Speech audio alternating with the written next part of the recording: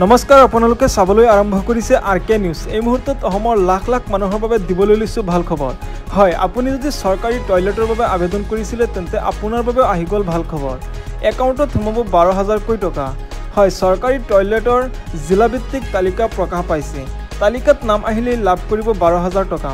তালিকাত আপোনাৰ নাম আছে নে নাই কেনেকৈ চেক কৰিব মই সবিশেষ জনাই আছোঁ। তাৰ বাবে ভিডিঅ'টো সম্পূৰ্ণকৈ চাওক আৰু লগতে চেনেলটো যদি ছাবস্ক্ৰাইব কৰা নাই তেন্তে ছাবস্ক্ৰাইব কৰি ৰাখক।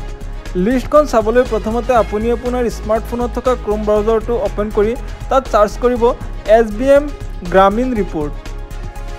ইয়াত প্ৰথমতে চাব পাৰিছে স্বচ্ছ ভাৰত মিছন মেনু বুলি আছে, তাত আপোনালোকে ক্লিক কৰিব।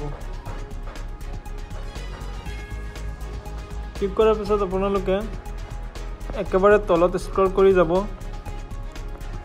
তলত যোৱাৰ পিছত আপোনালোকে এনেকুৱা এটা ইণ্টাৰফেচ পাই যাব যিটোত house hold of phase 2/CHC reports আৰু তলত দিয়া আছে MR13A আৰু ইয়াত আপোনালোকে ক্লিক কৰিব। ক্লিক কৰাৰ পিছত আপোনালোকে এনেকুৱা এটা ইণ্টাৰফেচ পাই যাব আৰু তাত আপোনালোকে চাব পাৰিব যে অল ফাইনেন্সিয়েল ইয়াত মানে কোনটো ইয়াৰ হয় ইয়াৰটো ইয়াত মানে ছাবমিট কৰিব। ছাবমিট কৰাৰ পিছত আপোনালোকে ইয়াত চাব পাৰিছে ষ্টেট নেম, আপোনালোকে ষ্টেটটো চিলেক্ট কৰিব। চিলেক্ট কৰাৰ পিছত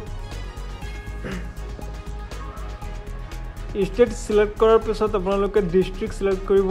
ডিষ্ট্ৰিক্ট চিলেক্ট কৰাৰ পিছত গ্ৰাম পঞ্চায়ত আৰু ব্লক চিলেক্ট কৰি আপুনি আপোনাৰ নাম চাব পাৰিব।